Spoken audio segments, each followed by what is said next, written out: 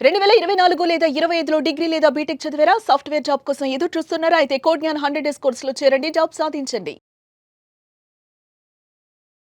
నమస్కారం సార్. నమస్తే. ఈ మధ్య కాలంలో పిల్లల్లో కనుక మనం చూస్తే సార్, చిన్న చిన్న వాటికి కోపము, చిరాకు అండ్ అలాగే వాళ్ళు చూపించే వాళ్ళ కోపం ఏదైతే ఉందో అన్నీ వైలెంట్ బిహేవియర్, వయలెన్స్ ఎక్కువగా చూస్తూ ఉన్నాం. ఇసిరేయడము, లేదంటే వేరే వాళ్ళని కొట్టడము, లేదంటే ఇట్లా రాకడము, ఫ్రెండ్స్‌నైనా కావచ్చు, పేరెంట్స్‌నైనా కావచ్చు, ఒక వయలెన్స్ బిహేవియర్ పిల్లల్లో చాలా విపరీతంగా పెరిగిపోయింది అని చెప్పొచ్చు.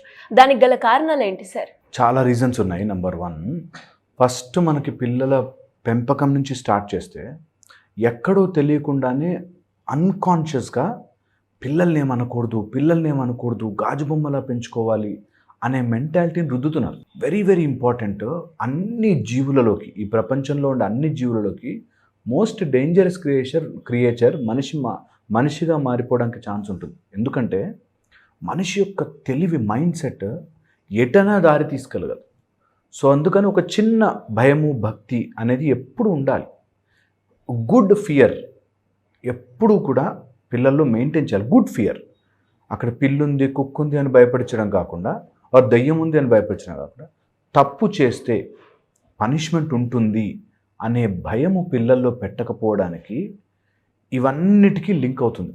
ఆల్ కైండ్స్ ఆఫ్ క్రైమ్స్ తెలుసా, ఏం కాదు అనేది ఒక మైండ్ సెట్. దట్ నన్ను ఎవ్వరేమనరు, నాకు సపోర్ట్ ఉంది, పేరెంట్స్ సపోర్ట్ ఉంది, లేకపోతే నేను ఏదైనా అరిచానంటే మా వాళ్ళు వణికిపోతారు. ఎక్కడైనా బయటకు వెళ్ళి ఫంక్షన్లోకి వెళ్ళి ఆర్ మాల్కి వెళ్ళినప్పుడు అక్కడ మిస్బిహేవియర్ చేస్తే వాటికి నేను చాక్లెట్ ఇస్తాను, నీకు ఏడవకు, నేను నీకు ఇది ఇస్తాను అని చెప్పి మనం అలవాటు చేస్తాం. దీన్ని రెయిన్ఫోర్స్మెంట్ అని, ఏదో తెలియకుండానే వాళ్ళ గ్రిప్లోకి మనం వెళ్ళిపోతాం. ఇది నంబర్ 1 పాయింట్. దట్ వాళ్ళకి ఏ రకమైన భయము కానీ, భక్తి కానీ పిల్లలలో ఇంకల్కేట్ చేయకపోవడం 1. సెకండ్ ఆస్పెక్ట్ వచ్చేసి, ఎప్పుడైనా ఇట్లాంటి క్రిమినల్ మైండ్ సెట్ అది వస్తుంది అంటే ఒక టైప్ ఆఫ్ పేరెంట్స్ నుంచి ఒక కండిషనింగ్ వస్తుంది. పేరెంట్స్ నుంచి ఒక టైప్ ఆఫ్ వాళ్ళు చూసి, ఇప్పుడు భర్త వచ్చి భార్యని రోజు కొడుతున్నాడు, పిల్లల్లో ఆ క్రుయాలిటీ, కొట్టచ్చు ఏం కాదు అనే ఒక క్రుయాలిటీ వచ్చేస్తుంది. ఆర్ టూ మచ్ ఫియర్ఫుల్ అయిపోతారు. దట్ అమ్మో, నేనేదో నాకు ప్రేమ కావాలి అంటే ఇంత వైలెంట్గా ఉంటుందా అనేటట్టుగా మారిపోతుంటారు. సో రకరకాలుగా పీపుల్ అబ్జర్వ్ చేస్తూ ఉంటారు పిల్లలు. సో అందుకని మనం ఎయిదర్ పేరెంట్స్ నుంచి తీసుకుంటారు, స్కూల్లో పిల్లల నుంచి, కొలీగ్స్ నుంచి, ఫ్రెండ్స్ నుంచి తీసుకుంటారు, అండ్ ఇంకా ముందుకు వెళితే మీడియా నుంచి, ఫోన్ల నుంచి, సినిమాల నుంచి తీసుకుంటారు. మనం ఈ రోజుల్లో ఎన్వైర్న్మెంట్ని ఎలా తయారు చేసామంటే, సినిమాల్లో చూపించే క్రైమ్ అంతా కూడా చాలా గ్లోరిఫైడ్గా, ఇలా నరికి ఇట్లా రక్తం మీద పడితే అది ఒక గ్లోరిఫైడ్ థింగ్, చాలా గొప్ప విషయంగా మనం ప్రొజెక్ట్ చేస్తూ వస్తున్నాం. అండ్ పిల్లలు అబ్జార్బ్ చేస్తారు. వాళ్ళు ఎందుకు చేస్తారో తెలియదు కానీ రిపీటెడ్గా చేస్తారు. ఇప్పుడు ఒక సినిమాలో ఒక డైలాగ్ని టక్కుమని పిల్లలు ఎలా క్యాచ్ చేస్తారో మనకి చాలా గొప్పగా అనిపించినా, but they will do it. కొన్ని రోజుల తర్వాత దాన్ని ఎలా వాడుకోవాలో తెలియక అది మిస్ప్లేస్ అయిపోతుంది, చాలా రాంగ్ డైరెక్షన్లో మారిపోయే ఛాన్స్ ఉంటుంది. ఇది ఒక aspect. Third aspect is emotional dysregulation అంటారు. అంటే నేను ఫోన్లో చూసిందో లేకపోతే ఎక్కడో జరుగుతున్నదో నా రియల్ లైఫ్లో వేరేగా ఉంటుంది అనువదించుకోవడం రాక, నా ఎమోషన్స్ని ఇలా వాడుకోకూడదు అని తెలియక, ఒక సినిమాలో ఇట్లా కొడితే విలన్, ఇలా కొడితే హీరో, అలా 10 మంది ఎగిరిపడతారు.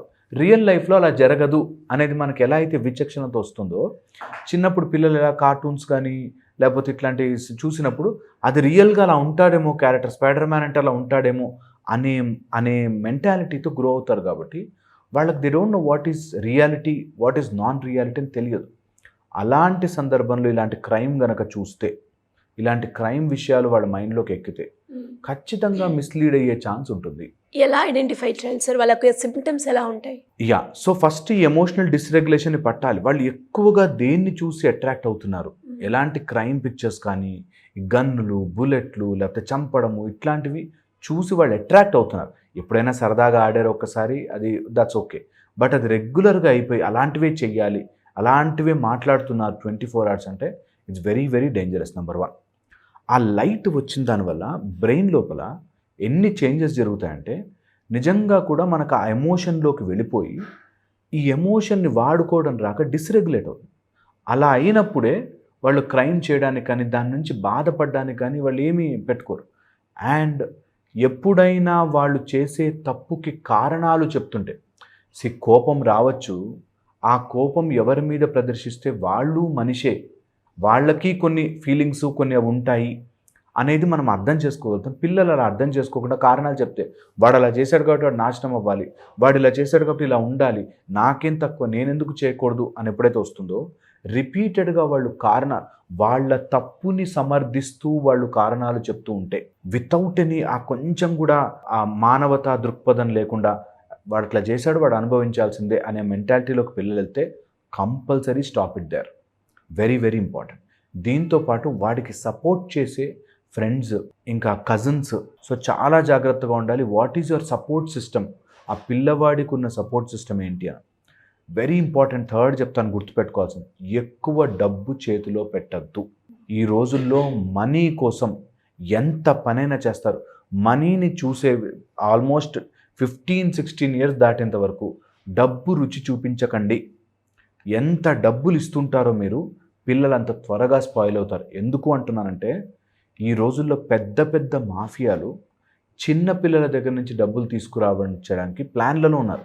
అట్ ద ఏజ్ ఆఫ్ 6, 7, 8, 10 స్కూళ్ళలో ఏదో రకంగా మనకి అలవాటు చేసి దానికోసం వాడి ఇంట్లో దొంగతనాలు చేయడానికి, మర్డర్లు చేయడానికి వెనకాడకుండా అయిపోతాడు. So that should not be encouraged at any format. చిన్న ఏజ్లో ఉన్నప్పుడు ఆ బ్రెయిన్ యొక్క డెవలప్మెంట్ అంత ఫాస్ట్గా ఉండదు కాబట్టి, అంత కరెక్ట్గా ఉండదు కాబట్టి ఆ ఏజ్లో ఉన్నప్పుడు ఏదైనా తప్పుగా చేస్తే అది తొందరగా మైండ్లో సెటిల్ అయిపోతుంది, ఇంకా బయటకు రారు. కొంతమంది మేనియాక్స్గా, కొంతమంది లునాటిక్స్గా, కొంత ఆ అగ్రెసివ్నెస్ వాళ్ళలోకి వచ్చేస్తుంది. అంటే ఎలా సార్? అంటే క్రైమ్ చెయ్యాలి, ఏదో ఒకటి చేసి వాళ్ళని బాధ పెట్టాలి. ఇప్పుడు కొంతమందిని చూస్తాం మనము, సైలెన్సర్ తీసేసి బండి మీద వెళ్తుంటారు రోడ్ల మీద, వాడికి ఏం ఆనందం వస్తుంది, టప టప టప టప సౌండ్ వస్తుంటే అందరూ ఇబ్బంది పడితే ఆనందపడతారు చూసారా. అలాంటి, అంటే చిన్న ఎగ్జాంపుల్ చెప్పాను అర్థమవుతుందని, అలాంటి క్రైమ్ కొంతమంది తప్పు చేసి చాలా ఎంజాయ్ చేస్తారు. అలాంటి వాళ్ళని ఐడెంటిఫై చేయాలి. ఒక సైలెన్సర్ పీకేసి రోడ్డంతా సౌండ్ చేస్తూ ఇతరులను ఇబ్బంది పెట్టి ఆనందపడే వాళ్ళని చాలా జాగ్రత్తగా గమనించాలి. అందులో పిల్లల ఏజ్లో ఉంటే నిజంగా it should be punished thoroughly. అంటే ఎలా చెప్పొచ్చు అంటారు పేరెంట్స్? క్లియర్గా పేరెంట్స్ వాళ్ళ కూర్చోబెట్టాలి. They should inform, warn, punish. ఒక్కసారి ఒక రూపంలో నీకు ఓ రోజు ఫుడ్ పెట్టను, నువ్వు సరిగ్గా బిహేవ్ చేయాలి అనేది తెలియాలి. ఓకే, లేదు అనుకుంటే దానికి పర్టికులర్గా వాళ్ళకి కావాల్సిన కౌన్సిలింగ్స్ ఇప్పించాలి. లేకపోతే పిల్లలు అగ్రెసివ్గా మారుతారు.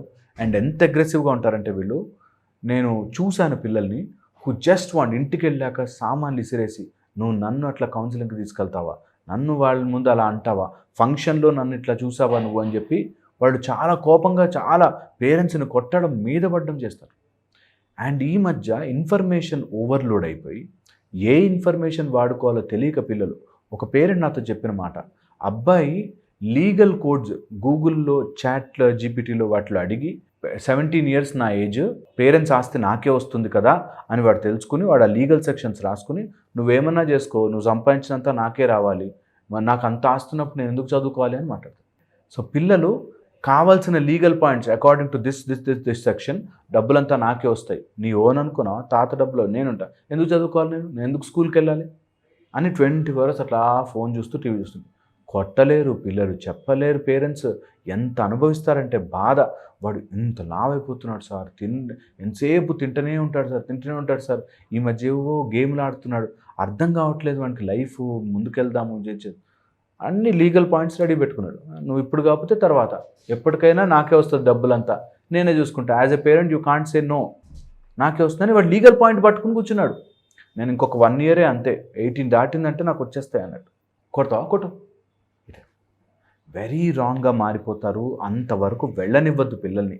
ఆ కొంచెం slight fear of good thing, నాకు తప్పు చేస్తే అమ్మో నా పేరెంట్స్ తిడతారు, నా టీచర్ తిడుతుంది నన్ను, ఆర్ ఇలా సొసైటీలో నాకు పరువు పోతుంది అని చిన్నవి ఇంపార్టెంట్ ఫర్ హ్యూమన్ బీయింగ్.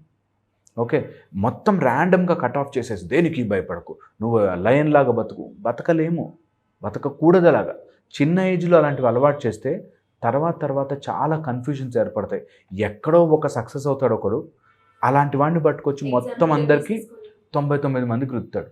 ఒక అబ్బాయి స్కూల్ మానేసి 7th క్లాస్ అబ్బాయి స్కూల్ మానేసి థామస్ అల్వా ఎడిసన్ స్కూల్కి వెళ్ళాడా, ఐన్స్టీన్ స్కూల్లో ఉన్నాడా, ఈ టైప్లో చెప్తాడు. అరే ఐన్స్టీన్ లాంటి ఈక్వేషన్స్ వచ్చేస్తే నీకు అప్పుడు school మానేయచ్చు.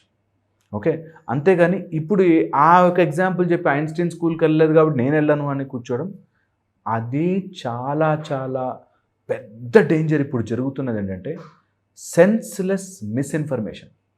As a motivational speaker నేను అలాంటి స్టోరీలు చెప్పి మోటివేట్ అవ్వాలంటే భయపడతాను. ఎందుకు తెలుసా, వాడెవడో స్కూల్కి వెళ్ళలేదు గొప్పవాడయ్యాడు అంటే ఇలా ఉన్న వాళ్ళందరూ స్కూల్ మానేయాలి. ఏది ఎవరికి ఎలా అర్థమవుతుందో తెలియట్లేదు. చాలా కాంప్లికేట్ అవుతుంది. అందుకని చెప్పినప్పుడు ఎవరైనా పిల్లలు అలాంటి వాటికి వెళుతున్నప్పుడు అలాంటి రాంగ్ సెన్స్లో ఉన్నప్పుడు యాజ్ ఎ పేరెంట్గా గైడ్ చేయకపోతే తర్వాత ఇంకా ఇంకా ఇంకా డేంజరస్ అవుతుంది. అందుకే తోటకూర నాడే చెప్పలేదా అంటారు.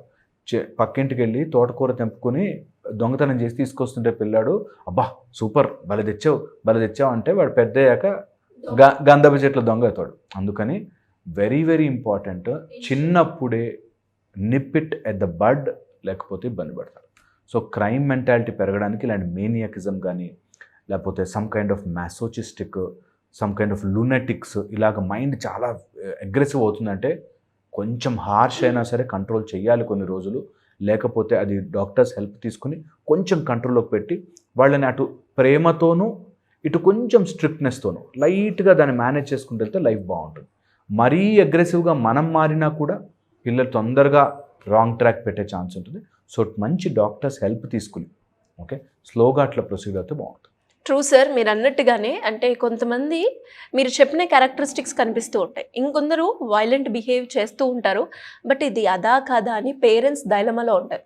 ఫర్ ఎగ్జాంపుల్ ఇంట్లో ఇద్దరు అక్క చెల్లెలో లేదంటే ఇద్దరు బ్రదర్స్ ఉన్నప్పుడు ఒకడు మంచిగా టీవీ చూస్తూ ఉంటే చిన్నోడు వచ్చి పెద్దోడిని ఏదో ఒకటి అనడమో లేదు అంటే కొట్టడమో టీవీ ఆఫ్ చేయడమో ఇలాంటివి కూడా మనము వైలెంట్ లాగా వేసుకోవచ్చు అంటారా? ఎప్పుడైనా ఒకసారి ఓకే, రిపీటెడ్గా అదే అవుతుంది. నేను చూశాను పిల్లల్ని, వాడు ఇట్లా పళ్ళు కొరుక్కుంటాడు. అవును సార్, అబ్బాయి చూస్తే కోపంతో పళ్ళు కొరుక్కుంటాడు. ఒకసారి ఎప్పుడైనా అయింది సరే ఏదైనా మూడ్ ఆఫ్లో ఉన్నాడు ఓకే అందరికీ ఉంటుంది.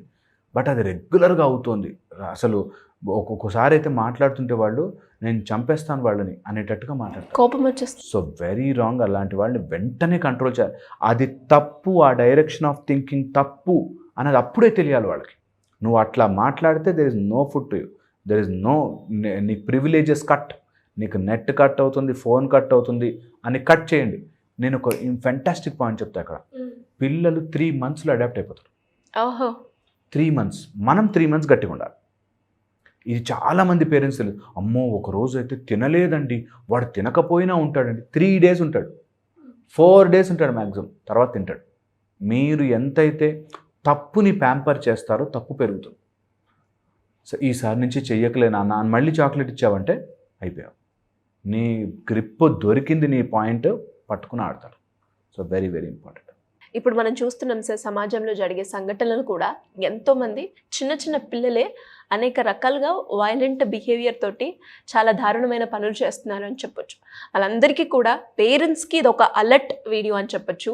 1-2 సార్లు చూస్తే చాలా మంచిగా అర్థమవుతుంది. అండ్ పిల్లల్నే చాలామంది తల్లిదండ్రులు ఒక మంచి భవిష్యత్తు ఇవ్వాలి అనుకుంటారు. ఇవి కనుక మనం సెట్ రైట్ చేసుకుంటే ఆటోమేటిక్గా వాళ్ళకి ఒక కెరియర్ పరంగా మంచిగానే ఉంటుంది అని చెప్పొచ్చు. Anyways, thank you sir, thank you so much. Suman టీవీలో మీ పర్సనల్ అండ్ బిజినెస్ ప్రమోషన్స్ కోసం కింది నెంబర్కి కాంటాక్ట్ చేయండి.